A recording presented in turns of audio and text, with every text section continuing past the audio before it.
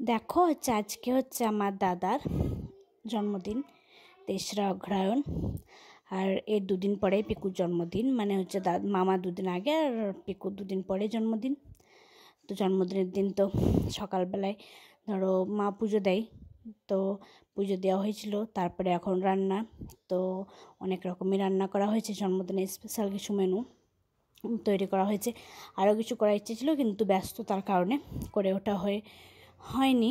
তো যাই হোক, কোনো রকমভাবে করে জন্মদিনটা সারা গেল। আর সন্ধ্যেতে ওর বন্ধুদেরকে খাওয়াই, তো ওটা বাইরেই করে, সেই জন্য ওটার কোনো ভিডিও হয়নি। কারণ ও বাইরে ও বন্ধুদেরকে খাইয়ে দেয়, প্রত্যেক বছরই তাই করে, বাইরে বন্ধুদেরকে খাইয়ে দেয়। পিকু দেখো কেমন হাঁ করে বসে আছে খাওয়ার জন্য, এত ঝোঁক করছিল না চরম। ও মামাকে খাওয়াতে গিয়ে উপরও নিজেই খাওয়ার জন্য কান্নাকাটি করতে শুরু করেছিল। তো মামাকে খাইয়ে তারপর পিকুকে খাওয়ানো হলো।